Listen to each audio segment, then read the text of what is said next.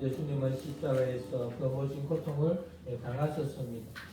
예수님의 그 은혜에 너무나 감사하기에 우리는 날마다 예수님께 고백하기를 사랑해요, 사랑해요, 예수님 사랑해요. 그 사랑의 고백이 늘 있기를 바랍니다.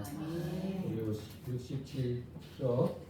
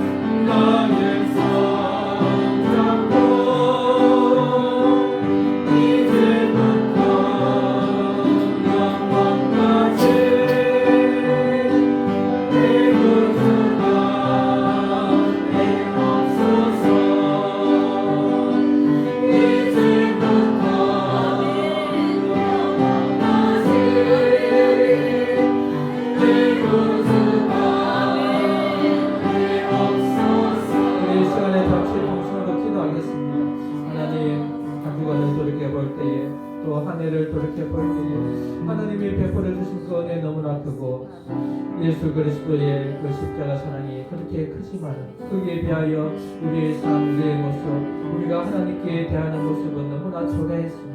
하나님을 고해를 사랑하시며 서로 사랑하라 하셨지만 그 사랑에 참 부족했음을 회개합니다. 이 시간에 우리의 회개를 받아주시고 우리가 하나님 앞에 온전히 하나님께 드려지는 귀한 예배가 되게 하여 주옵소서. 참 신자로서 하나님의 백성으로서 살아가게 하여 주옵소서. 우리 잠시 기도하겠습니다.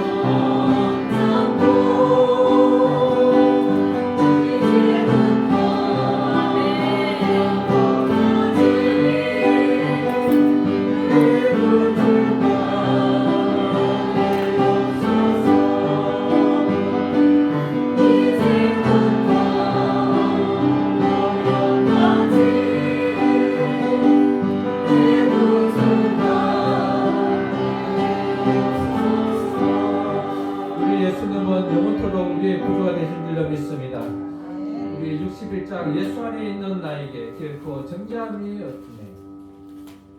생명의 성령의 법이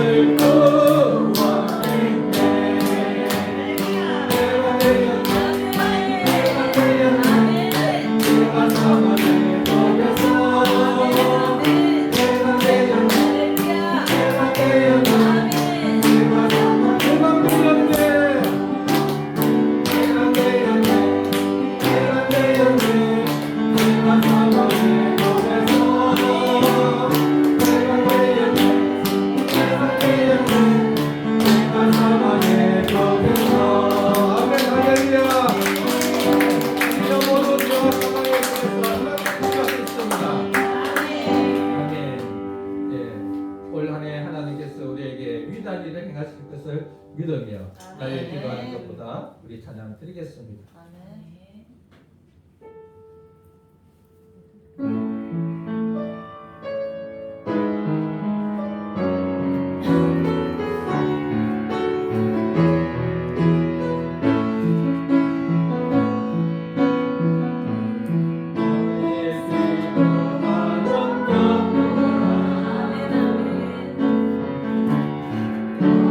거룩한 것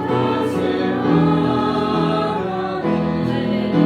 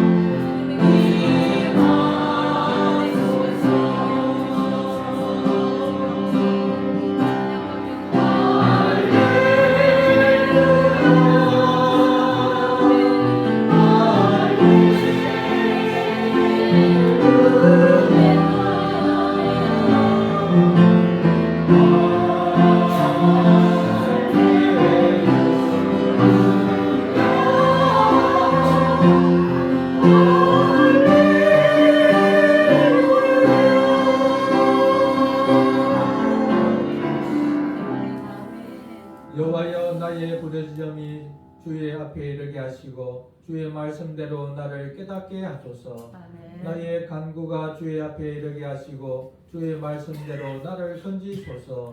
주께서 윤례를 내게 가르치심으로 내 입술이 주를 찬양하리이다. 주의 아멘. 모든 계명들이 의로움으로 내 혀가 주의 말씀을 노래하리이다. 아멘. 내가 주의 법도들을 택하여 사오니 주의 손이 항상 나의 도움이 되게 하소서. 여호와여, 내가 주의 구원을 사모하였으며 주의 율법을 즐거워하나이다. 내 영혼을 살게 하소서. 그리하시면 주를 찬송하리이다. 주의 규례들이 나를 돕게 하소서. 이런 양같이 내가 방황하오니 주의 종을 찾으소서. 내가 주의 계명들을 잊지 아니함이니이다. 아멘. 우리의 목자가 되신 샘의 하나님께 모든 영광을 드립니다. 아멘. 하나님은 완전하시며 처음과 마지막이시고 세상을 복되게 다스리기에 충분하십니다. 아멘. 하나님은 긍휼이 풍성하셔서 모든 사람을 사랑하시며 차별이 없으십니다. 하나님은 공의와 사랑의 성품으로 조화를 이루시기에 악인에게는 심판하시고 선인에게는 은혜를 베푸십니다. 하나님은 아들을 세상에 보내사 모든 죄인을 위해 십자가에서 고통을 담당하게 하셨습니다.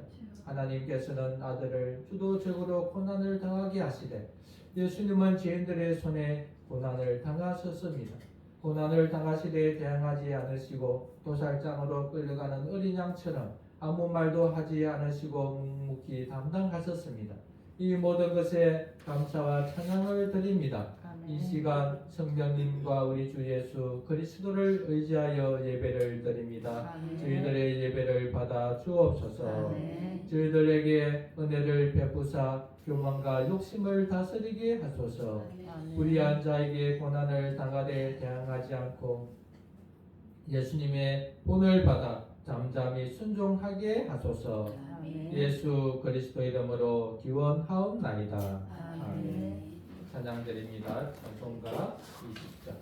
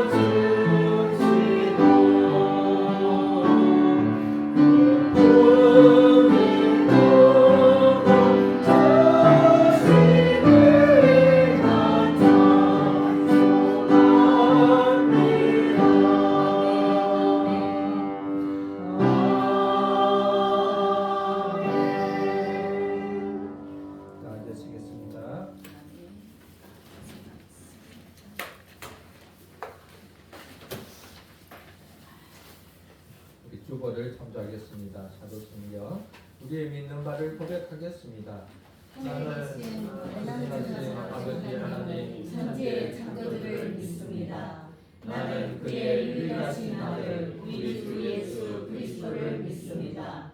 그는 성령으로 잉태되어 동정녀 마리아에서 나시고 본디오 빌라도에게 고난을 받아 십자가에 못 박혀 죽으시고 장사된 지 사흘 만에 죽은 자 가운데서 다시 살아나셨으며 하늘에 오르시어 전능하신 아버지 하나님 편에 앉아 계시다가 거기로부터 살아있는 자와 죽은 자를 심판하러 오시니라. 나는 성경을 믿으며 거룩한 공교회와 성도의 교제와 죄를 용서받는 것과 몸의 부활과 영생을 믿습니다. 아멘. 기도문 주님께서 가르쳐 주신 공동체 기도문입니다. 하늘에 계신 우리 아버지, 아버지의 이름을 거룩하게 하시며 아버지의 나라가 오게 하시며 아버지의 뜻이 하늘에서와 같이 땅에서도 이루어지게 하소서. 오늘 우리에게 일용할 음식을 주시고 우리가 우리에게 잘못한 사람을 용서하여 준 것 같이 우리 죄를 용서하여 주시고 우리를 시험에 빠지지 않게 하시고 악에서 구하소서. 나라와 권능과 영광이 영원히 아버지의 것입니다. 제네바 규례문답 하나님을 알아갑니다. 예수 그리스도에 관하여 53문 그러면 왜 그분이 우리의 주님이 되십니까?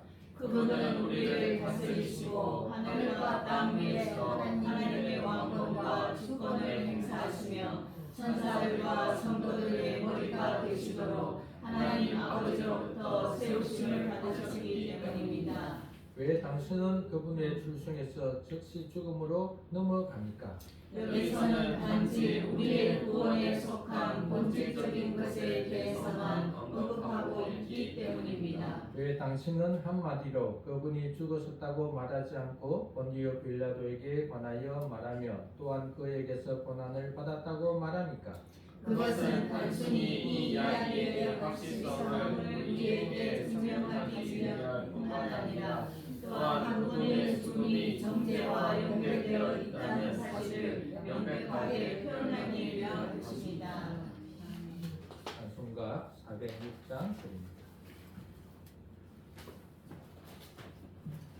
주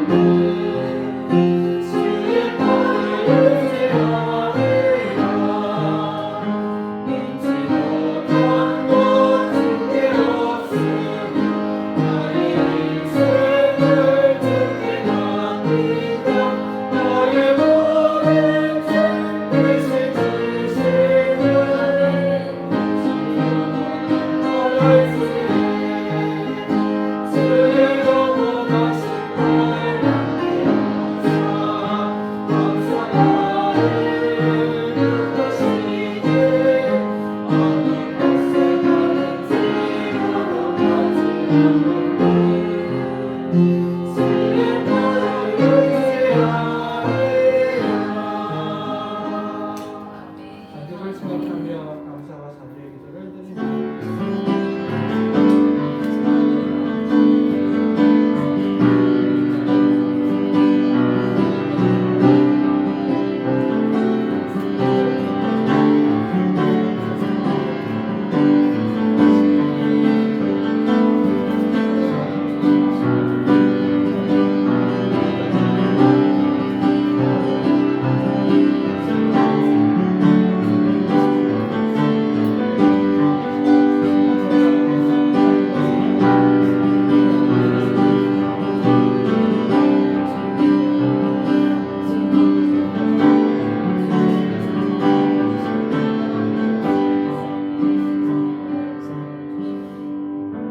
김옥봉자매님 기도해 주시겠습니다.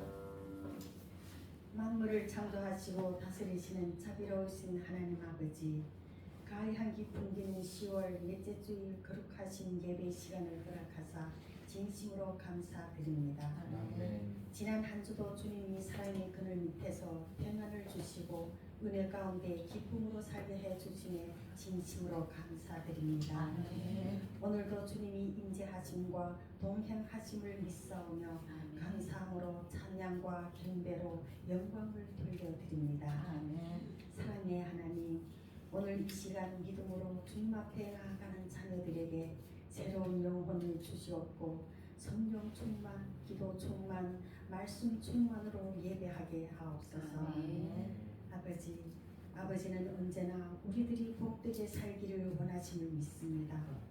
하지만 욕심 많은 이 죄인들은 탐심과 교만으로 주님의 뜻을 외면하고 사망의 길에서 헤매고 있었음을 고백하오니 용서해 주옵소서.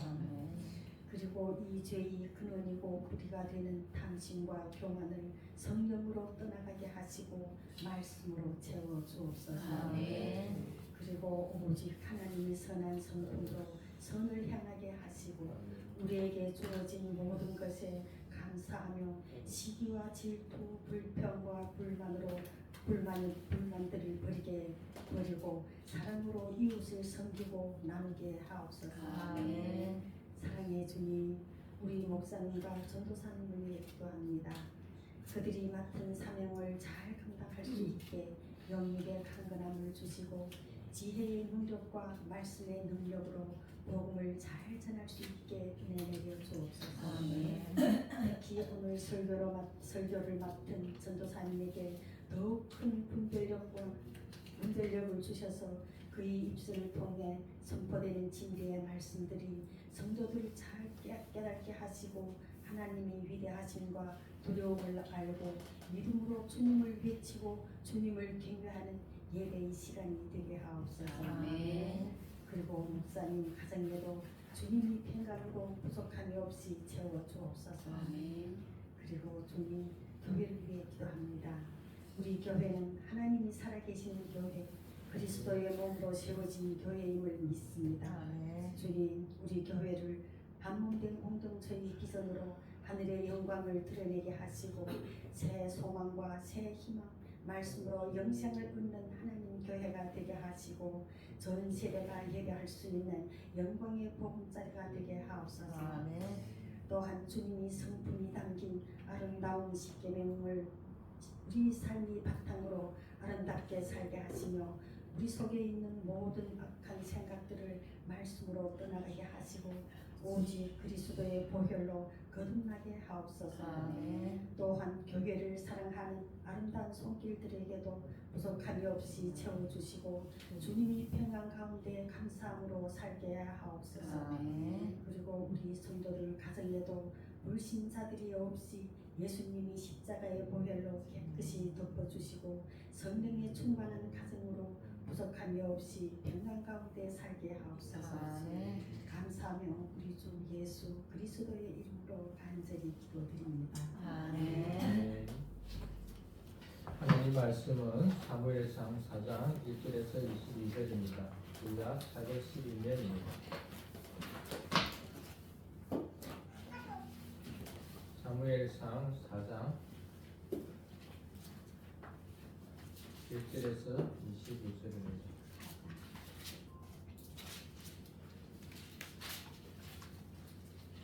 약 412년입니다. 1절에서 22절.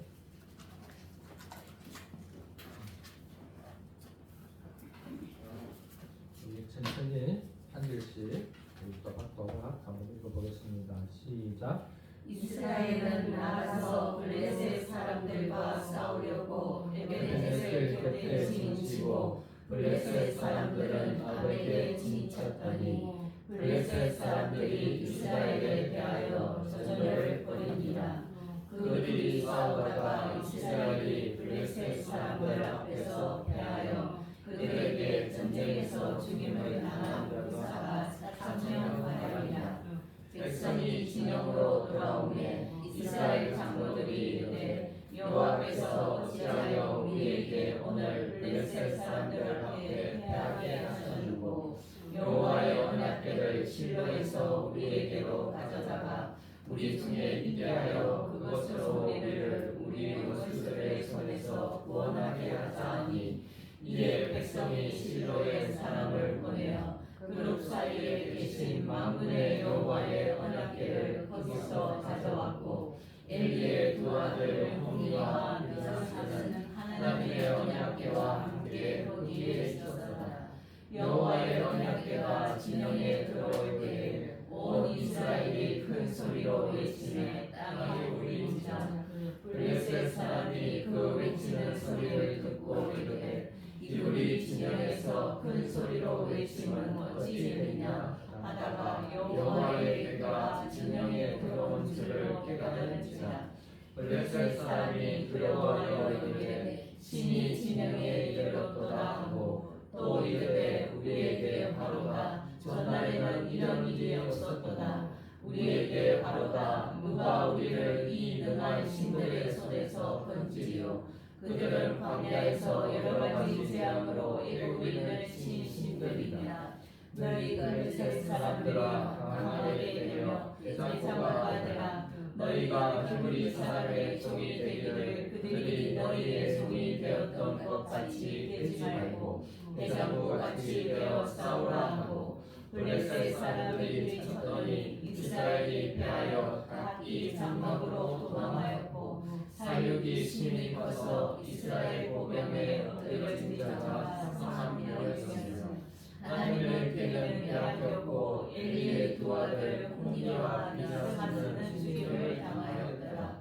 당일에 어떤 베냐민 사람이 진영에서 달려나와 자기의 옷을 찢고 자기의 머리에 티끌을 덮어쓰고 시절에 이르니라. 그가 이를 때 엘리야가 이르러 자기의 의자에 앉아 기다리며 그의 마음이 하나님의 궤로 말미암아 떨릴 줄이라. 그 사람이 성읍에 들어오며 알림에 온 성읍이 부르짖는지라.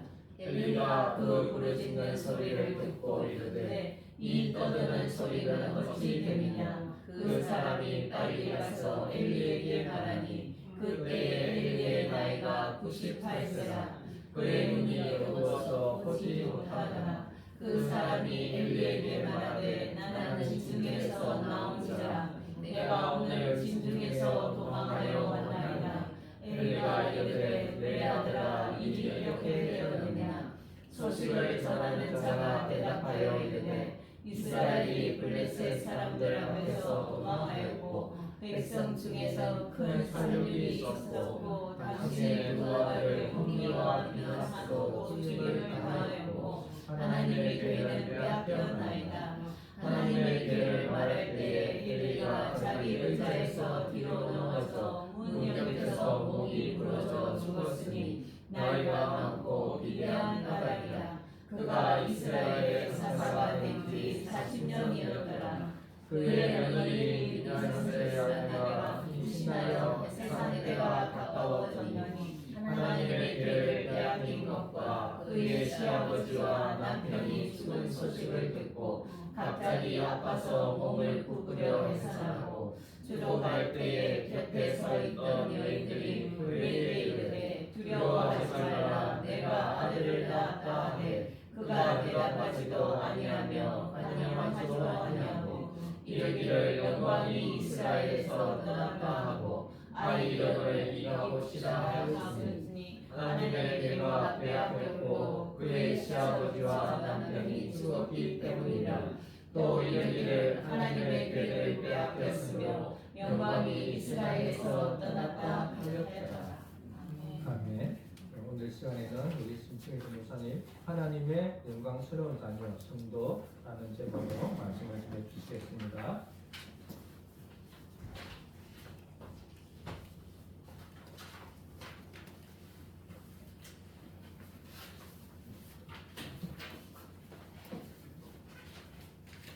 네, 한 주간들 다들 잘 지내셨습니까?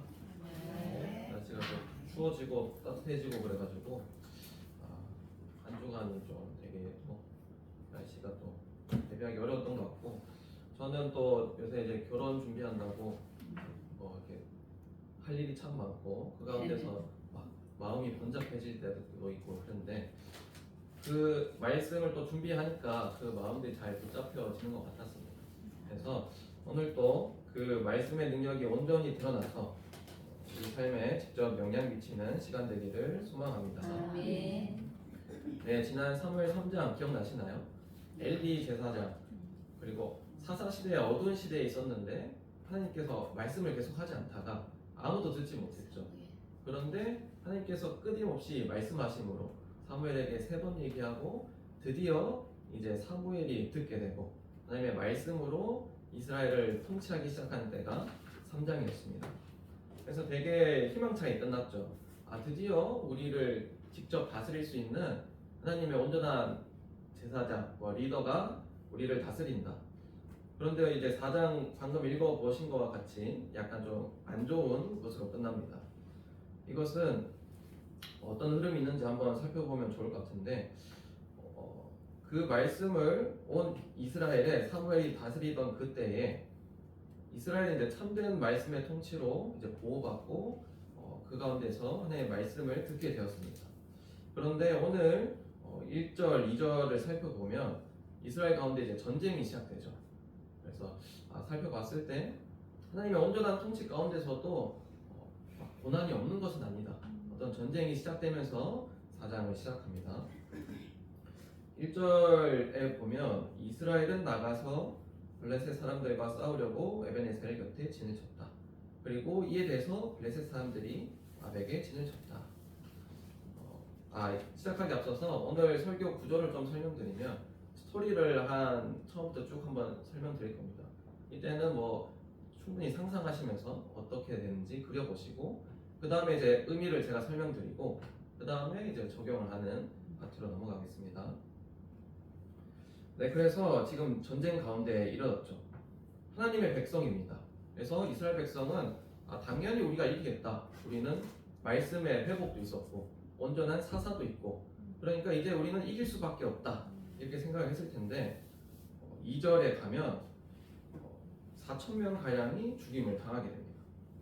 온전한 통치를 회복한 이스라엘 가운데 알지 못하게 되는 어떤 어려움이 시작되는 것이죠.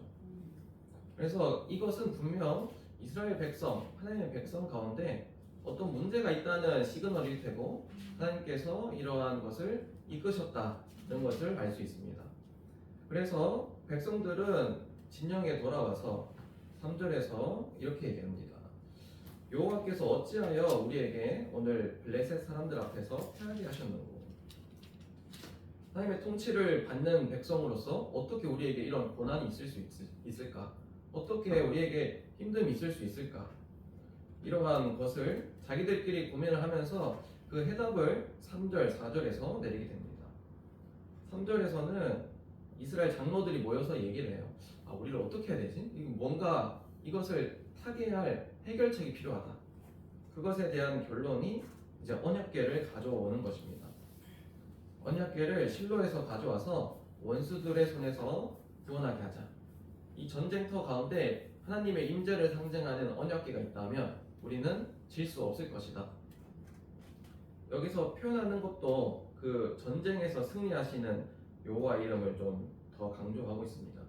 4절에 그룹 사이에 계신 만군의 여호와의 언약궤를 거기서 가져왔다. 이 만군의 여호와, 전쟁에서 승리하시고 더 크게 얘기하면 전능하신 하나님께서 우리와 함께 하시기 때문에 특히 그룹이라는 이 천사의 모양, 천사까지 수종들면서 통치하시는 만군의 여호와께서 강력한 권세로 전능하심으로 우리와 함께 하신다면 우리는 이 어려움을 이겨낼 수 있을 것이다. 이렇게 생각을 하고 엘리야 아들 홈니 비나하스까지 같이 이제 언약궤를 들고 전쟁터로 나아갑니다. 그리고 나서의 반응이 5절에서 11절까지 쭉 이어집니다. 5절에서 이스라엘 사람들이 되게 크게 반응을 하죠. 상상해보면 우리가 4,000명이 죽었는데 하나님의 임재를 상징하고 강력한 권세를 상징하는 하나님 궤가 우리 전쟁터에 온 겁니다. 그러니까 되게 기세가 등등해지겠죠. 그래서 큰 소리로 외칩니다. 강력한 만군의 여호와가 우리와 함께 하신다. 이제 우리는 승리할 것이다. 이 소리가 땅이 울리면서 이 전쟁터 가운데 가득하게 됩니다. 이것에 대한 블레셋의 반응도 6절에서 9절까지 되게 자세하게 설명하고 있습니다. 블레셋 사람들도 이 만군의 여호와가 너무나 두려웠습니다. 히브리 진정에서 큰 소리가 외침은 어찌 됨이냐. 아니 분명히 4,000명이 죽었는데 저렇게 기세에 등승할 수가 없는 거죠.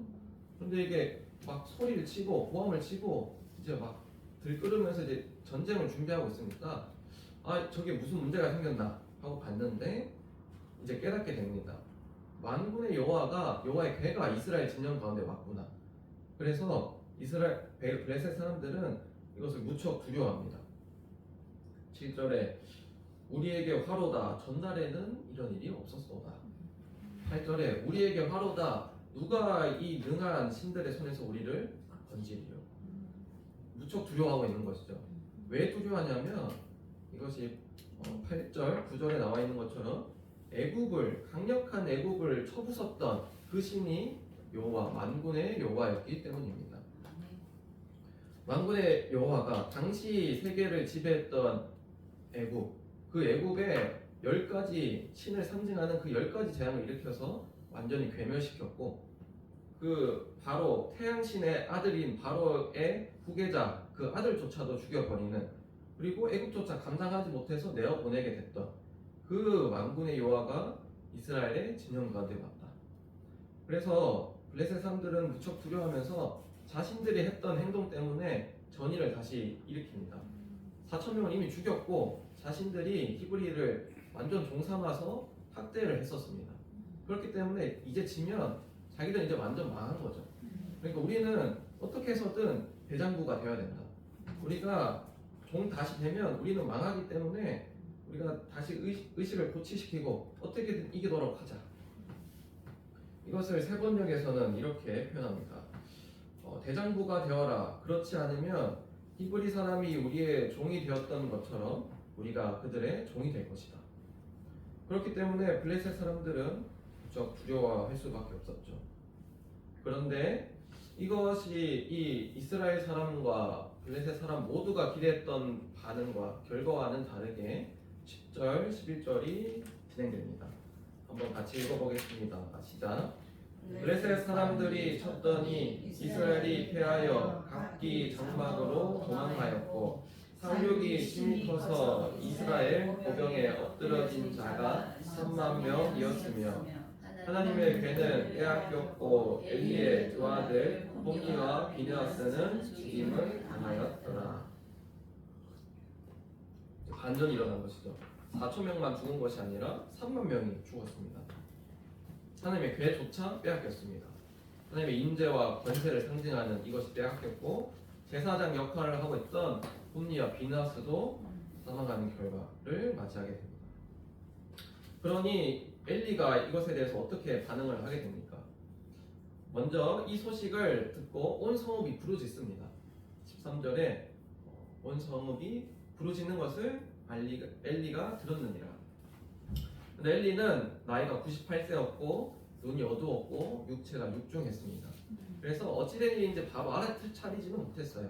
그냥 소리를 듣고 지금 무슨 큰일이 일어났다. 근데 지금 엘리 마음 가운데서는 하나님의 궤로 말미암아 떨릴 즈음에 이 궤에 대한 문제에 대해서 되게 고심하고 있었는데 이 부르짖는 소리로 인하여서 무엇인가 잘못됐구나. 그것에서 서식을 전한 자한테 물어봅니다. 어찌 된 일인고 하니까 이스라엘이 블레셋 사람들에게 큰 살육을 당했고 두 아들도 죽었으며 하나님의 괴가 빼앗겼다. 하나님의 괴가 빼앗겼다는 것을 듣는 그 순간 엘리의 육중한 몸이 뒤로 넘어지면서 목이 부러지면서 사망하게 됩니다. 그 사망하고 나서 나레이터가 나이가 많고 비대한 까닭에 목이 부러져 죽었다.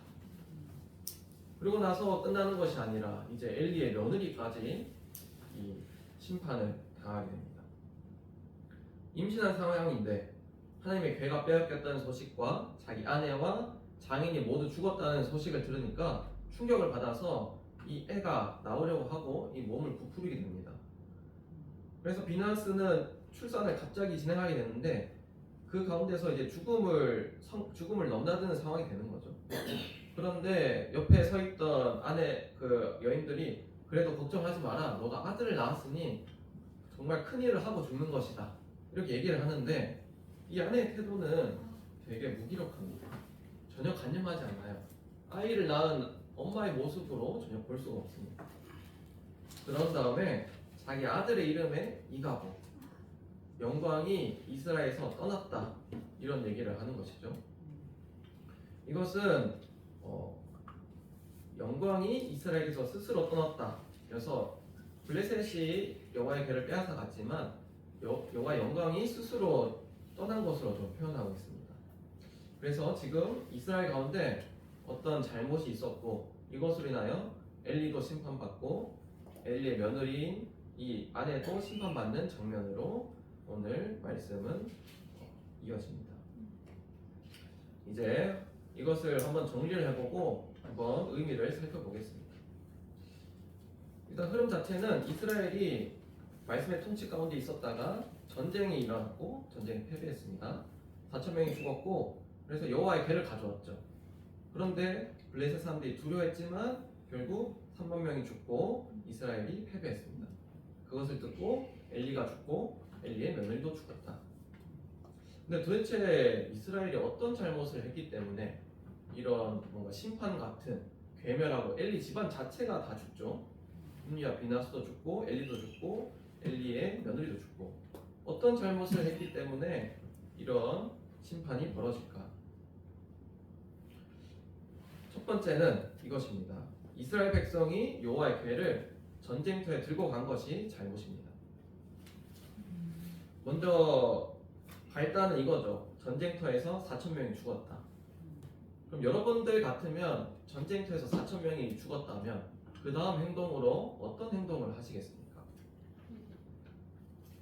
우리 백성 가운데 뭔가 잘못됐기 때문에 우리가 오늘 예배 들어가기 앞서서 회개한 것처럼 우리 가운데 뭔가 죄가 있군요. 하나님 앞에 읍소하고 회복하고 자복하는 것이 당연한 수순이었습니다. 그런데 이들은 그렇게 하지 않고 여호와의 괴를 전쟁터에 들고 가는 선택을 합니다. 이것은 하나님이 어떤 존재이신지 어떤 분이신지 잘 알지 못해서 선택한 결과입니다. 왜냐하면 하나님께서는 거룩한 분이시고 여호와에게는 권리, 거룩한 곳에 구별되어 있어야 됩니다. 이것을 우리가 십계명 이외에 나오는 레위기, 신명기에 너무나 자세히 설명해놨죠. 여호와에게는 성막 안에 있어야 됩니다. 성막 안, 그 안에 지성소 안에 있어야 되고 그 안에서 대제사장이 1년에 한 번만 볼 수 있는 너무나 거룩한 하나님의 임재를 상징합니다. 그리고 특히나 이 거룩이란 개념은 죽음과 대조됩니다. 그래서 나실인과 제사장 같은 경우에도 피와 시체를 볼 경우에 자신의 정결 예식을 통해 자신을 깨끗하게 해야 됩니다. 그런데 이스라엘 백성이 피와 시체가 난무하는 전쟁터에 여호와의 괴를 가져갔다. 이것은 거룩하신 하나님에 대한 이해가 전혀 없고 하나님께서 어떤 분이신지에 대한 전혀 일말의 지식도 없기 때문에 이런 선택을 하게 된 것이죠. 또 이스라엘 백성이 인식하지 못했던 하나님은 바로 인격적인 하나님으로 이해하지 못한 것입니다. 하나님께서는 우리와 교제하시고 인격적인 분이신데 그 하나님께 회개하고 잘못함으로 나가는 것이 아니라 이 여호와의 괴만 있다면 그 능력이 우리한테 결과 미칠 것이다. 그냥 마치 도구적으로 무인격적인 우상처럼 대한 것이죠. 이것은 블레셋 사람들이 자신들의 신을 대했던 태도와 무척이나 동일합니다. 이교도적인 생각을 무차별적으로 받아들인 것이죠. 여호와께서 어떤 분이신지가 중요한 것이 아니라 그가 당긴 개가 움직이는 것에 집중합니다. 마치 아무 인격이 없는 우상처럼 대합니다. 그래서 여호와의 개가 전쟁터에 있기만 하면 이길 거라고 믿는 이스라엘 백성과 여호와 개가 전쟁터에 들어와서 망했다고 난리치는 블레셋 사람들, 전혀 다를 바가 없는 태도인 것이죠. 이 둘은 하나님이 권세가 있다는 것은 알았습니다. 능력이 많고 전쟁에서 승리하실 것이라는 것은 알았지만 하나님께서 거룩하신 분이라는 것과 인격적인 분이시라는 것, 이 두 가지를 알지 못했기 때문에 하나님의 괴를 전쟁터에 들고 가는 끔찍한 일을 선택하게 된 것입니다. 그래서 이것은 이스라엘 백성이 취할 수 있는 가장 극단의 잘못된 모습. 그래서 그들의 무지를 드러내므로 이스라엘이 심판받아 마땅하고 그래서 영광이 이스라엘에서 떠났다는 것을 얘기하고 있습니다. 본문에서 말하는 두 번째 이야기는 그러한 이스라엘의 상태가 어떤 상태인지 엘리를 통해서 자세하게 드러내고 있다는 것입니다. 엘리는 영적 지도자였죠. 이스라엘의 대표로서 이스라엘 자체를 대표합니다. 그런 이스라엘의 상태가 엘리가 눈이 보이지 않았습니다. 이것은 3장에서도 얘기했다시피 영적인 판단력이 흐려진 상태고 하나님의 말씀을 보지 못한 상태고 말씀대로 이스라엘을 다스리지 못하는 상태입니다. 그렇기 때문에 이스라엘이 거룩하신 하나님, 인격적인 하나님 전혀 모를 수밖에 없죠. 더 나아가서 이러한 고난이 분명히 주어졌는데 4,000명이 죽고 나서 이것을 어떻게 해석할지 문제가 생겼는데 올바로 판단하지 못하고 이스라엘 괴를 전쟁터로 나가게 내어버려줍니다. 엘리의 두 번째 모습은 나이가 많았습니다. 나이가 많은 것은 판단력이 흐려진 상태를 얘기하고 대개 남의 도움이 없이는 일상을 영위할 수 없는 무력한 상태를 얘기합니다. 지금 온 성읍이 부르짖는데도 자기는 이게 어떻게 된 것인지 전혀 모르고 가까이 와서 얘기해줘야 알게 되는 거죠. 이것은 마치 하나님 앞에 스스로 나아갈 수 없는 죄인들이 얼마나 무력한 모습 가운데 서 있는 것인지 이 엘리의 모습을 통해 더 자세히 설명하고 있습니다. 그래서 우리는 더 회개하고 하나님께 나아가는 존재들인 것이죠. 세 번째로 엘리는 몸이 비대했습니다. 몸이 육중했습니다. 이것은 무게가 엄청 나가서 이 자기 의자에서 몸을 가누지 못하는 상태를 얘기하는데 이것을 표현하는 단어가 조금 의미심장하다고 할 수 있습니다. 이 단어 비대하다는 것은 카보드인데 이것은 영광과도 같이 쓰입니다. 그래서 비나스의 아들 이가봇이 이 카보드 영광이 떠났다는 것을 쓸 때 카보드를 썼는데 이 엘리가 자기의 몸이 육체가 육중하여서 자기 영광에 취해서 하나님의 대리를 하여서 통치해야 될 그 자리에 자기 영광 가운데서 전혀 몸을 겨누지 못하고 결국 목이 부러지는 장면, 자기 영광에 완전히 취해 있는 상태를 암시하는 것이 아닐까 또 보입니다. 결국 이스라엘은 자기 영광에 취해서 하나님의 영광을 바라보지 않았습니다. 자기 영광을 위한 수단으로 괴를 대했고 그 결과 하나님의 영광이 이스라엘에서 떠나게 됩니다. 그러한 심판의 의미를 더 잘 드러내는 것이 이 며느리의 반응입니다. 며느리가 아들의 이름을 이가봇이라고 짓죠. 우리가 지금 출산이 많이 있는 가운데 아들의 이름을 이렇게 짓는다는 것은 사실 상상도 할 수 없습니다. 이름이 얼굴 다음으로 중요하다 이렇게도 얘기했었는데 그만큼 평생 동안 따라 붙는 것인데 영광이 이스라엘에서 떠났다 이 내용으로 이름을 짓는다는 것은 엄마가 지금 전혀 미래에 대한 소망이 없다는 것입니다. 여호와의 개가 떠남으로 이스라엘의 미래가 너무나 비참하고 절망밖에 없구나.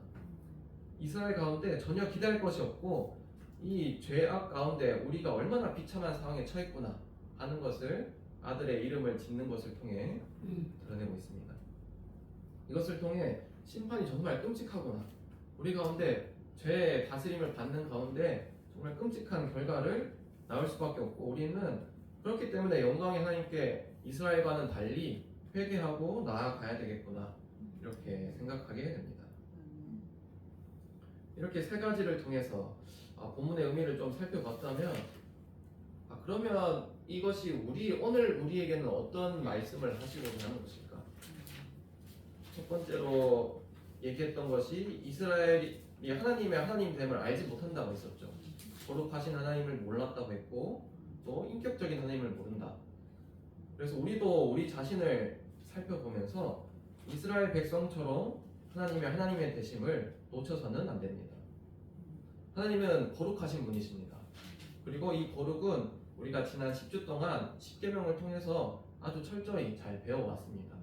그래서 이것을 우리가 외우면서 더 암송하면서 잘 붙잡았으면 좋겠는데, 한번 다시 좀 기억을 떠올려 볼까요? 1에서 10계명 있죠? 그래서 1에서 4까지가 하나님에 대한 계명, 5에서 10계명이 이웃에 대한 계명이었죠. 그래서 1에서 4계명을 우리가 예배로 좀 표현했었습니다. 1계명, 너는 나 외에는 다른 신을 섬기지 말라가 예배의 대상이었고, 그리고 예배의 대상을 어떻게 우리가 섬기냐, 우상처럼 섬기지 말라, 예배의 방법. 그 예배에 대한 또 태도가 하나님의 이름을 망령되이 일컫지 않는 것. 그 예배의 목표가 안식일을 거룩하게 지키는 것. 그리고 나서 5에서 10계명은 이웃에 대한 계명이었습니다. 이것이 다 거룩을 얘기하는데 첫 관계의 시작이자 우리의 권위의 시작인 부모에게 순종하는 것. 그 다음부터 우리 부부 관계에 대해서 얘기했습니다. 조금 다르게도 표현했는데, 그 다음은 살인하지 말라. 그래서 사람 자체가 소중하고 그 사람의 인생을 소중히 여겨라. 또 간음하지 말라는 것은 우리가 부부 관계에서 서로 소중히 여겨라. 또 우리가 도둑질하지 말라는 것을 통해서 상대방의 소유와 노동의 그 가치를 소중히 여겨라. 또 우리가 말에 대해서도 얘기했었죠. 거짓말하지 말고 말에 창조의 능력이 있기 때문에 우리가 조심해라. 또 우리 내면에 있는 탐욕을 부리지 말라. 이 10가지의 거룩하신 하나님을 우리는 이스라엘 백성과는 다르게 철저히 붙잡아야 할 것입니다. 또 하나님은 인격적인 분이십니다.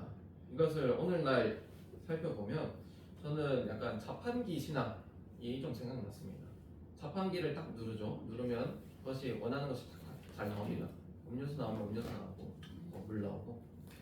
근데 하나님을 마치 인격적으로 대하지 않는 태도가 하나님을 자판기처럼 대하는 것 같다, 이렇게 생각됐습니다. 이것은 먼저 버튼을 누르기만 하면 그에 대한 내 욕심에 해당하는 보상과 은혜가 주어질 것이라 생각하는 약간 무인격적인 태도, 그것이 우리들 가운데 있을 수 있고, 사실은 잘 드러나지 않지만 우리 마음을 깊이 들여다보면 은근히 그냥 은근슬쩍 그렇게 생각할 때가 많습니다. 우리가 하나님의 자녀되는 풍성 은혜 가운데 생각하는 것이 아니라 그냥 인격적이지 않으신 분으로 대하는 거죠. 그리고 자판기를 또 생각해보면 이것을 우리가 마치 선택할 수 있다고 생각하는 신앙이기도 합니다. 고난을 주신 의미가 분명히 있는데 그것에 대해서 마음대로 판단해서 그럼 이번엔 이걸 눌러볼까? 저걸 눌러볼까? 하면서 회개하지 않고 자신들이 선택을 하게 되는, 자기가 주인이 되는 것이 자판기 신앙이라고 할 수 있겠습니다. 우리는 이렇게 하나님 되심을 잘 알고 거룩하시고 인격적이신 하나님을 잘 붙잡아야 할 것입니다. 아까 또 두 번째로 얘기했던 것은 엘리의 상태를 통해서 이 하나님의 백성의 상태를 얘기했죠. 그것을 통해서 우리도 말씀을 우리에게 비추지 않는다면 우리도 엘리처럼 자기 영광에 쉽게 취하게 된다. 우리도 눈이 어두워지고 몸이 비대해지기 쉽다는 것을 잘 알아야 됩니다. 이스라엘의 사사인 엘리도 말씀 없이는 끝내 타락했습니다. 말씀을 우리 삶 가운데서 더 철저히 붙잡아야 할 것이고, 그 가운데서 나타나는 은혜와 그것을 잘 붙잡아야 되겠죠. 그 말씀에 붙잡음이 있어야 우리 성도가 마주하는 일상 가운데서 어려움이 있을 때 영적인 시각에서 해석을 할 수 있습니다. 이 영적인 시각에서 해석하는 것은 이 어떤 관계에서 이 사람과 나의 갈등으로 생각하는 것이 아니라, 아니면 어떤 어려움이 주어졌던 것, 돈의 문제 이렇게 생각하는 것이 아니라 하나님과 나의 관계에서 이 문제를 해석하는 거죠. 내가 지금 거룩하게 잘 살아왔는데 갑자기 내 친구나 내 아내나 남편이 갑자기 시비를 걸고 짜증나게 한다. 그러면 이것을 뭔가 쌓여왔던 것이 뭐 폭발했다 이렇게 이해하기보다도 하나님과의 이 거룩한 관계를 해치려고 하는 어떤 움직임일 수 있다라고 해석하는 것이 영적인 해석일 수 있습니다. 즉 말씀과 이 말씀으로 말미암은 영적인 해석을 통해 영적인 긴장감을 우리가 계속 지니고 살아야죠. 근데 우리가 이렇게 긴장감 이렇게 표현하면 마치 계속 우리를 옥죄는 듯이 피로감을 주는 듯이 얘기하지만 사실 영적인 피로감은 우리에게 거룩함과 자족함과 안식을 줍니다. 왜냐하면 하나님께서는 우리에게 복 주시길 원하시는 분이시죠. 근데 우리가 하나님을 은연 중에 또 억제고 강요하신 분을 생각하다 보면 영적 긴장감 자체를 되게 옥죄는 것으로 생각할 수 있는데 그것이 아니라 풍성하게 복 주시는 하나님의 안식 가운데 우리를 긴장감 있게 유지해야 될 것입니다. 또 세 번째로 우리가 또 붙잡아야 될 것은 우리가 죄 앞에 무기력한 존재인 것을 알지만 포기하지 말아야 된다는 것입니다. 엘리의 며느리처럼 엄마에게 가장 소중한 아들의 탄생을 기뻐하지 못할 정도로 이 죄에 대해서 비참하게 우리는 생각하고 반응할 때가 있습니다. 무기력하죠. 또 다시 짓고 또 다시 짓고 또 실패하고 그래서 자신을 갉아먹고 죄의 권세가 강력하다는 것을 알고 거기서 우리는 약간 자포자기하는 심정을 가질 때가 많습니다. 우리가 일으킨 잘못의 결과가 얼마나 끔찍한 것인지 아는 것은 좋은데 그것을 알고 나서 무기력하고 어쩔 수 없는 것처럼 여길 때가 많지만 우리는 이렇게 생각하지 말아야 될 것입니다.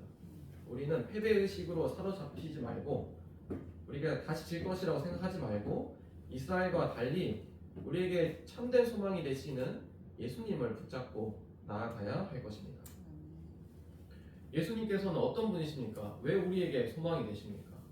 예수님께서 우리에게 어떤 것을 해주십니까? 예수님께서는 이 거룩하시고 인격적인 하나님 앞에 나아서실 수 있는 유일하시고 홀로 영광 받으실 수 있는 의로운 분이십니다. 아멘. 제가 히브리서 4장 15절 한번 읽어드리겠습니다.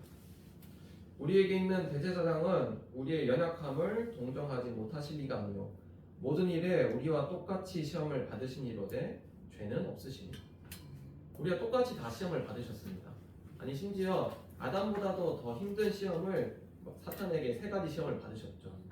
40일 동안 줄인 상황에서 떡을 먹을 것이냐 하는 그 시험 가운데서도 한 번도 실패하지 않으셨습니다. 631가지 율법을 하나도 어기지 않으신 너무나 의로우신 분이시죠. 그 의로우신 분은 얼마나 의로우시냐면 우리의 모든 죄를 담당하시기까지 의로우신 분이십니다. 우리가 지난 한 주 동안 묵상했던 베드로전서 2장 22절에서 23절 한번 찾아보겠습니다. 베드로전서 2장 22절에서 23절. 우리가 묵상한 본문에서 예수님의 의로움이 참 잘 드러났는데 신약 378구면입니다. 22절에서 23절. 신약 379 아니면 380.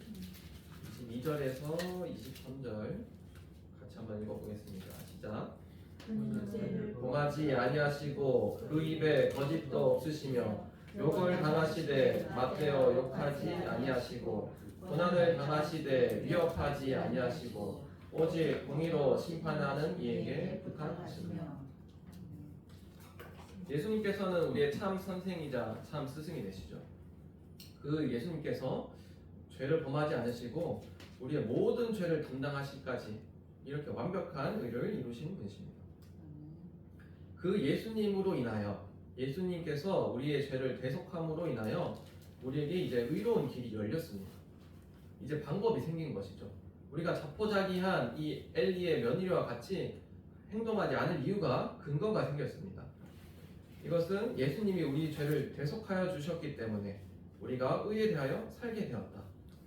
이것을 24절에서 표현합니다. 같이 한번 읽어보겠습니다. 시작. 친히 나무에 달려 그 몸으로 우리 죄를 담당하셨으니 이는 우리를 죄에 대하여 죽고 의에 대하여 살게 하려 하심이라. 그가 채찍에 맞음으로 너희는 나음을 얻으리라. 그가 나무에 친히 달리셨죠. 달리심으로 우리를 죄에 대하여 완전히 죽게 하셨습니다. 죽음은 완전한 관계의 단절이죠. 어떠한 방식으로도 이 죄에 대하여 우리는 영향받을 수 없습니다. 살았다는 것은 완전한 관계 회복입니다. 우리는 어떤 방식으로든 이 의에 대하여 살고 관계를 맺을 수밖에 없습니다. 이러한 대속을 인하여 그 예수님의 십자가 사건을 이제 믿기만 한다면 우리는 의로운 자라 칭함받습니다. 로마서 3장 24절에서 25절을 읽어드리겠습니다. 그리스도 예수 안에 있는 속량으로 말미암아 하나님의 은혜로 값없이 의롭다 하심을 얻은 자 되었느니라. 이 예수를 하나님이 그 피로써 믿음으로 말미암아 화목제물로 세우셨으니 이는 하나님께서 길이 참으시는 중에 전에 지은 죄를 간과하심으로 자기의 의로우심을 나타내려 하심이니 아멘. 예수님이 아니는 그 속량으로 말미암아 화목제물이 되심으로 우리가 어떤 행동을 하는 것 때문에 의로운 것이 아니라 다 간과해 주십니다. 예수님께서 의를 성취하신 것으로 이제 우리는 하나님 앞에 나설 수 있는 자가 되었습니다. 이것이 얼마나 큰 영광이고 이 갑옷이라고 하는 그 영광이 떠난 이스라엘과는 너무나 대조된 상황이죠. 이것을 에베소서에서 우리가 너무나 잘 알고 있는 영광스러운 자, 더 나아가서 영광스러운 자녀가 되었다. 이것은 얼마나 큰 축복인지 얘기합니다. 제가 읽어드리겠습니다. 곧 창세전에 그리스도 안에서 우리를 택하사 우리로 사랑 안에서 그 앞에 거룩하고 흠이 없게 하시려고 그 기쁘신 뜻대로 우리를 예정하사 예수 그리스도를 말미암아 자기의 아들들이 되게 하셨습니다. 이제는 종의 영이 아니라 아들의 영을 받았죠. 이스라엘의 하나님 백성들은 하나님의 궤를 들고 간 것으로 인하여 심판받았지만 우리는 이제 그것으로 심판받지 않습니다. 왜냐하면 예수 그리스도 안에서 그 모든 의가 성취되었기 때문이죠. 그 예수님의 너무나 크신 사역으로 인해 우리가 앞에 세 가지 적용하려고 했던 것들의 그 뉘앙스가 바뀌게 됩니다. 우리는 앞에서 뭐뭐 하지 말아야 된다 했지만 이제 우리는 뭐뭘 할 수 있다, 우리는 가능하다 이렇게 바뀝니다. 적용으로 넘어가면 우리는 성도의 존재가 거룩한 존재가 이미 되었다는 진리를 붙잡고 살아갈 수 있는 존재가 되었습니다. 이제 우리는 이스라엘 백성과 같이 고난이 주어졌을 때 자신의 머리로 해결한다고 하나님 궤를 전쟁터에 들고 가더라도 그 행위로 심판받지 않습니다. 엘리와 같이 눈이 어두워져 판단이 흐려지고 자기 영광에 취해 육정해진 몸으로 넘어지더라도 그 상태로 우리의 의로움이 판단되지 않습니다. 비느하스의 아내와 같이 망연자실해서 죄인된 자신의 모습에 전혀 소망 없이 자포자기한 모습을 갖더라도 그것으로 우리의 의로움이 결정되지 않습니다. 우리는 오로지 그리스도의 거룩하심에 기대어 하나님의 영광에 나아갈 수 있는 자가 되었고 더 나아가서 친밀하게 아버지라 부를 수 있는 하나님의 자녀가 되었습니다. 그런 우리의 존재를 생각하면 우리는 더 어떻게 적극적으로 사고할 수 있을까요? 우리는 거룩한 존재이기 때문에 거룩하게 살 수 있습니다. 우리는 여호와의 거룩하고 인격적인 하나님을 알아서 그 진리 위에서 살아갈 수 있습니다. 우리는 자판기 신앙에서 벗어날 수 있습니다. 무인격적으로 자신의 욕구를 투영해서 선택권을 자기에 맞게 하는 그 신앙에서 벗어나 하나님을 진정으로 따르는 영광의 자녀가 될 수 있습니다. 되었습니다. 또 우리는 하나님의 말씀을 자신의 판단으로 인하여 자기 영광에 취하지 않을 수 있는 자가 되었습니다. 우리는 이제 예전과 같이 자기 판단이 우리에게 좋지 않습니다. 우리에게 선택권이 있다는 것이 마치 자유로 여겨졌던 과거와는 달리 그 수고로움과 괴로움 속에 불안한 가운데 선택하는 것이 아니라 그 선택의 자유를 하나님께 내어드릴 수 있는 평안과 안식의 자녀가 되었습니다. 마지막으로 성도는 죄에 대한 패배의식에서 벗어나 우리의 존재의 변화를 충분히 만끽하면서 누릴 수 있는 자가 되었습니다. 그러니 우리는 더 나아가서 하나님의 자녀로서 마지막까지 나아가면 우리가 영광스러운 하나님의 자녀이기 때문에 일상 가운데 어떻게 하면 하나님의 영광을 드러낼까, 이것에 대해 관심을 갖게 됩니다. 이것을 어떻게 드러낼 수 있을까 제가 좀 하나 생각해봤는데, 우리가 고난과 어려움, 또 편하게 표현하면 짜증과 어떤 공허함이 있는 그 순간에 평소에 해오던 방식을 한번 멈춰보길 바랍니다. 멈추고 나서 그 순간에 저 같은 경우에는 말씀을 연구해야 되기 때문에 한 구절 딱 읽었는데 그 가운데서 하나님의 영광을 생각하니까 그 다음에 나온 태도가 너무 달라지는 걸 느꼈습니다. 그래서 우리 성도 여러분들도 하나님의 영광의 자녀로서 우리가 그 동일하게 부딪히는 그 순간 가운데 또 새로운 선택을, 이스라엘 괴를 선택하는 것이 아니라 영광스러운 하나님을 선택하기를 바랍니다. 아멘. 네, 말씀을 마무리하겠습니다. 우리는 하나님의 영광 가운데 감히 설 수 없는 자였습니다. 우리가 사실 이가봇이었죠. 영광이 이스라엘 가운데 떠났다. 영광이 우리 가운데 떠난 것이 너무나 당연한 자였습니다. 그런데 이제는 영광이 우리 가운데 함께 하십니다. 우리는 영광스러운 하나님의 자녀입니다. 그리스도의 십자가 사건을 인해 그 영광 가운데 합한 자가 되었고 하나님을 아버지라 부를 수 있는 자가 되었습니다. 그 영광스러운 자녀로서 스스로를 인식하시고 더 거룩한 삶을 일상 가운데 살아내시는 한 주가 되기를 소망합니다. 아멘.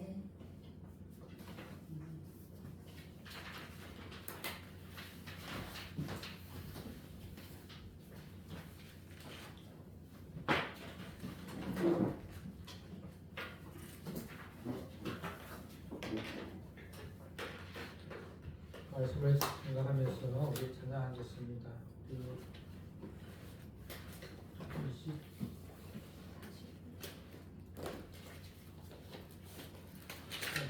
아직 9단이에요.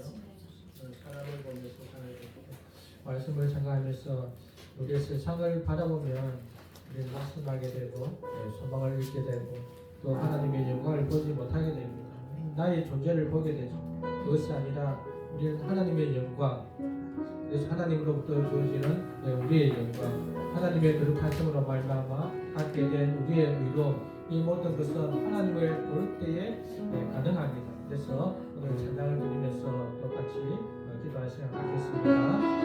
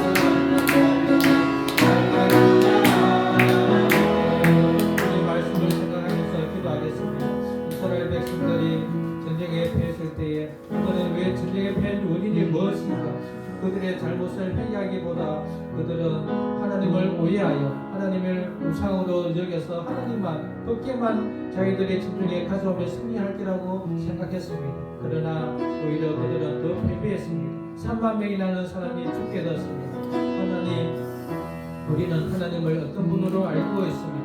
하나님은 인격적이시요 하나님은 전능하신 분이실 뿐만 아니라 거룩한 분이십니다. 우리 성도들 또 저 모두가 정말 하나님의 누구신가를 분명히 아는 이 시간 되게 하여 주옵소서. 하나님은 거룩한 분이십니다. 하나님은 죄와 함께할 수 없는 분이십니다. 그럼에도 그 하나님을 우리는 죄인의 모습으로 다가가기가 너무나 쉽게 했습니다. 우리는 하나님 앞에 나갈 때 회개하지 않는 모습으로 나아가기도 했습니다. 하나님, 더욱더 하나님의 어떤 분이신지 알게 하여 주셔서 하나님은 거룩한 분이시고 우리가 세상의 때를 묻고 있을 때에 하나님께 나아가지 못한다는 것을 알고 늘 회개하며 겸손한 마음으로 나아가게 하여 주시고 하나님을 우상으로 여기던 것을 회개하며 하나님은 우상이 아니라 인격적으로 교제하기를 원하시며 하나님의 의도와 하나님의 뜻이 있음을 알고 늘 거기에 순종하며 나의 어떤 기도에 간절해주는 분이 아니라 하나님의 말씀에 오히려 순종하는 우리들, 그래서 하나님의 알게 하여 주옵소서. 우리 주여 한번 부르고 기도합니다. 주여 하나님 아버지,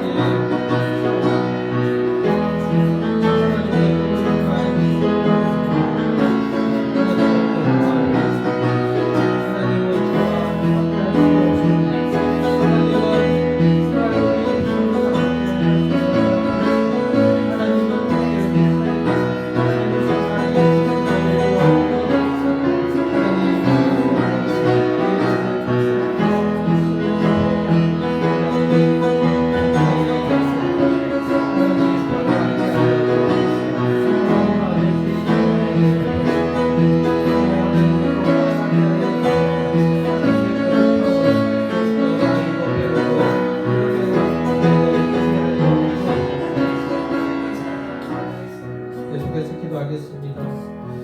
여기는 눈이 어두웠습니다. 여기는 영적 분별력이 부족했습니다. 그것은 이스라엘 백성들의 상태를 이야기합니다. 그들은 하나님을 알지 못했습니다. 그 원인은 성경을 몰랐기 때문입니다. 그들에게도 하나님의 말씀이 있었지만 그 말씀을 듣지 못했습니다. 우리에게는 귀한 하나님의 말씀이 있습니다. 말씀을 통해서 정말 분별력을 주시옵소서. 특별히 십계명, 사도신경 주기도문, 사도신경을 통해서 우리가 무엇을 믿어야 하는가, 십계명을 통해서 어떻게 살아야 하는가, 주기도문을 통해서 무엇을 소망하며 무엇을 꿈꾸며 기도해야 되는가, 이 말씀에 이 귀한 교리를 붙들고 이것이 우리 삶의 기준이 되게 하여 주옵소서. 그래서 정말 이 세 가지를 생각하면서 내가 지금 잘 살고 있는지, 내가 하나님과의 관계 바르게 하고 있는지 이런 것들을 늘 생각하는, 그래서 분별력을 주셔서 하나님의 백성으로서 바로 살아갈 수 있도록 하여 주옵소서. 다시 한번 주여 부르고 기도합니다. 하나님 아버지, 우리는 하나님의 말씀이 있습니다. 그리고 하나님 우리에게 주신 귀한 우리 말씀이 있습니다. 이것이 우리 삶의 기준이 되어서 우리 수연자가 되자, 수연자가 되자, 또한 분별력이 부족하고 바르게 살지 못하는 나라는 것이 아니고, 우리는 이 사도신경의 말씀, 우리가 주기도문을 이것을 듣고 하는 말씀을 보게 하여 주셔서 우리가 바르게 생각하고 바탕으로 말하는 하나님의 백성으로 바로 살게 하여 주옵소서. 우리는 죄인이지만 예수님의 십자가로 말미암아 의인이 되었습니다. 우리는 영광이 떠난 자였지만 이제는 예수 그리스도 안에서 영광스러운 자가 되었습니다. 이 모든 것은 예수님의 십자가 죽으심의 은혜입니다. 그 십자가로 말미암아 하나님은 우리를 볼 때에 예수님으로 보십니다. 예수님이 의인이고 하나님의 자녀인 것처럼 우리도 의인이며 하나님의 자녀입니다. 예수님이 충만한 것처럼 우리도 충만합니다. 하나님, 정말 우리의 존재를 더욱 알게 하여 주옵소서. 우리가 죄인이지만 그럼에도 불구하고 우리를 어렵다 하시며 우리가 하나님의 백성으로서 하나님과 교제하며 하나님의 영광 안에 거하는 그러한 자가 되었음을 알게 하여 주셔서 정말 자신을 보지 않고 세상을 보지 않고 자신 속에 있는 탐욕과 교만을 떨쳐버리고 오직 교회를 사랑하며 하나님을 사랑하는 그런 살아가는 자로 살게 하여 주옵소서. 우리가 하나님 앞에서 정말 하나님의 뜻을 이루며 하나님의 그 의도와 목적대로 살아가는 자가 되어서 이 땅에서 주님의 영광된 그런 삶을 살게 하여 주옵소서. 우리 다시 한번 주여 부르고 기도합니다. 주여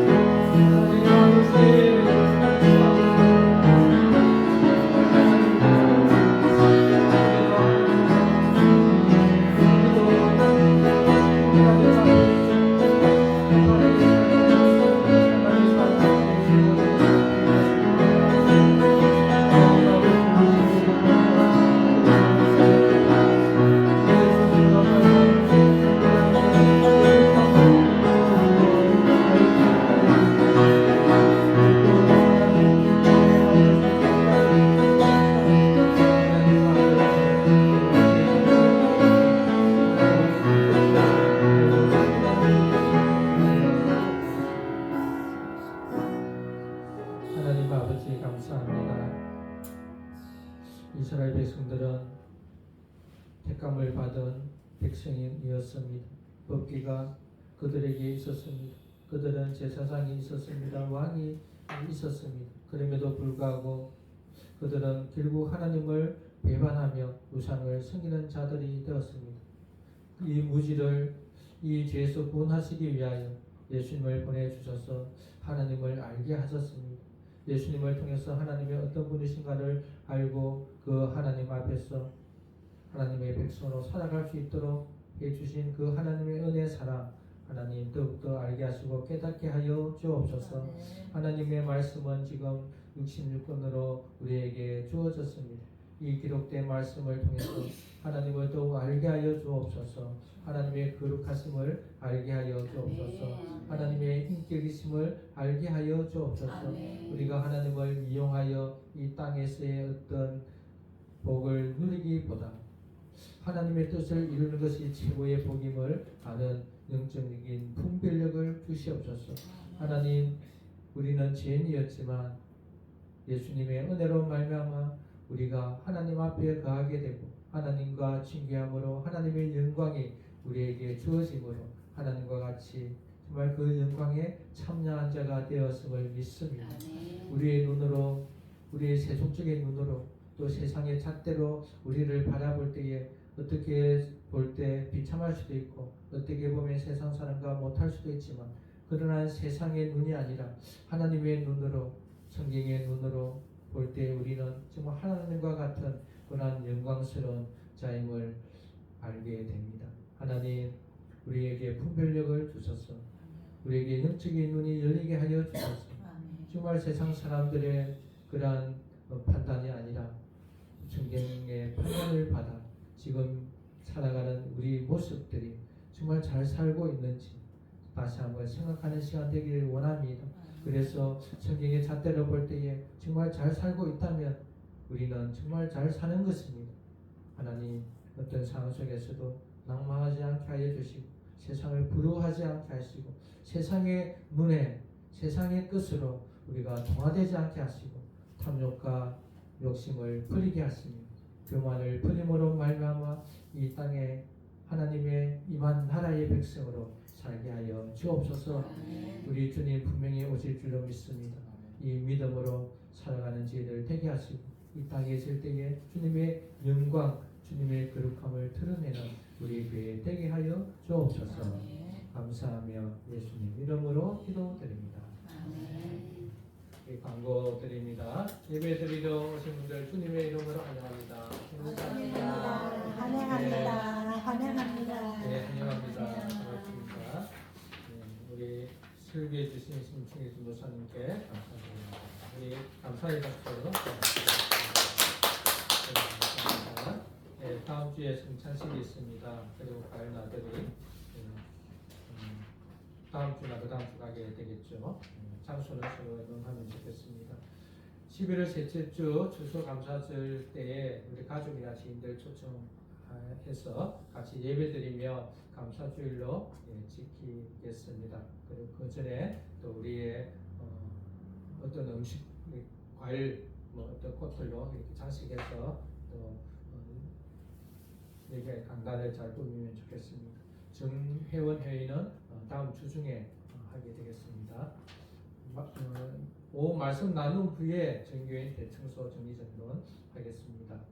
그리고 목회자 동정에 보면 PTS는 이번에는 울산에 가지 않고 교회에서 하겠습니다. 그리고 다음 11월 첫째 주에 성모견이 있습니다.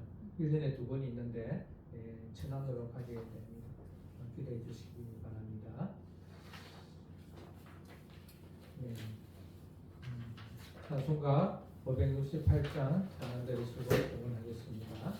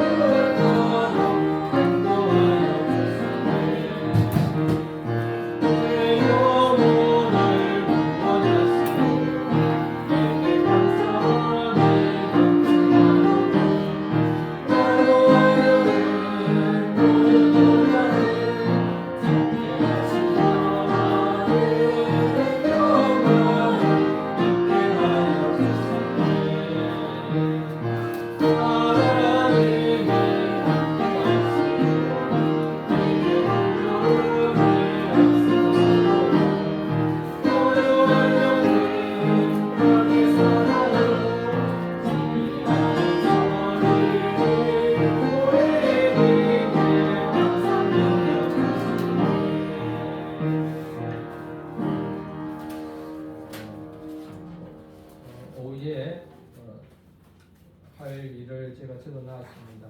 그래서 새벽에 수도가에 가게 되고 중심장고 교육관 앞에 나머지는 다 예배당 쪽으로 이렇게 하면 되겠습니다.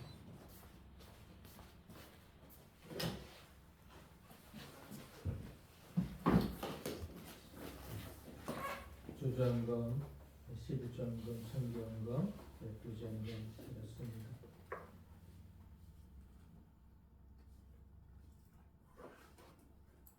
감사금 드렸습니다. 10월 한 해도 지켜주신 은혜 감사드립니다. 사모와 아기 건강의 새 날을 맞게 해 주시며 감사드립니다. 이 가정의 하나님의 자녀들이 될 줄 믿으며 감사합니다. 해주자매님 친구분들 드렸습니다. 감사한금. 우리 순애 어머니 신방 감사한금 드렸습니다.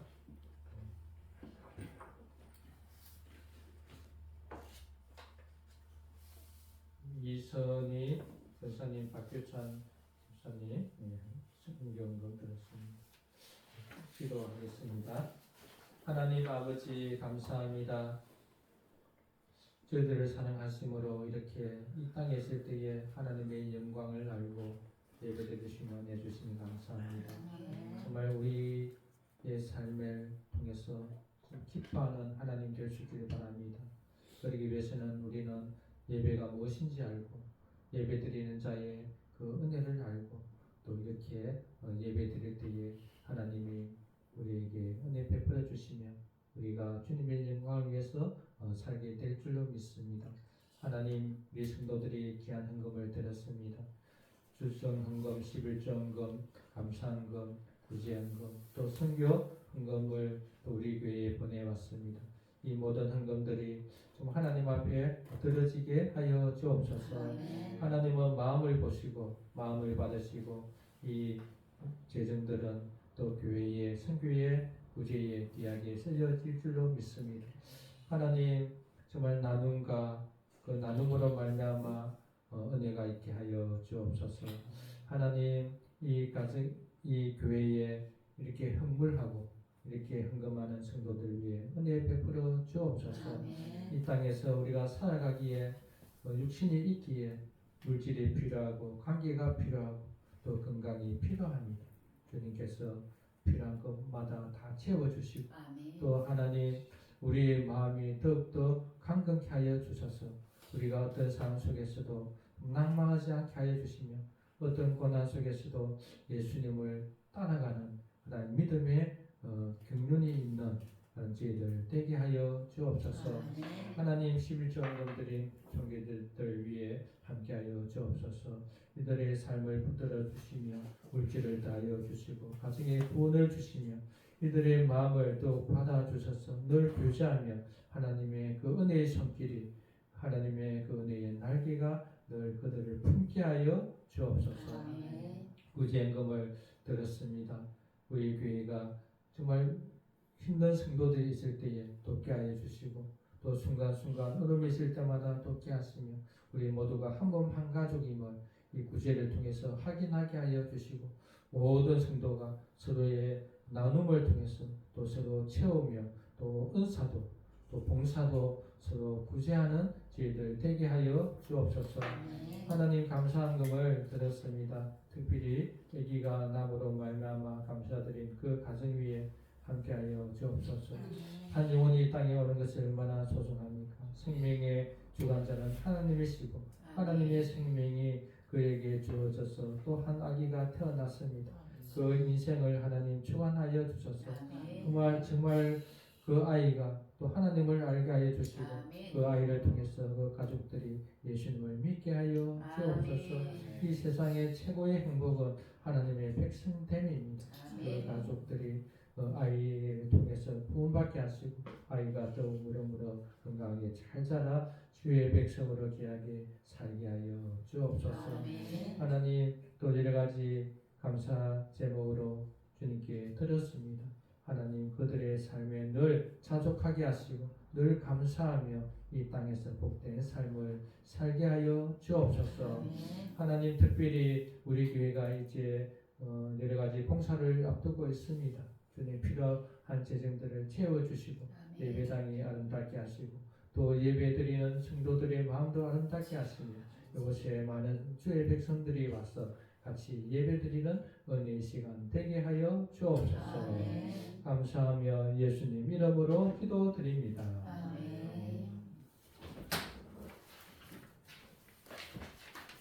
자, 일어서서 17강 찬양 부르시고 또 예배를 마칩니다.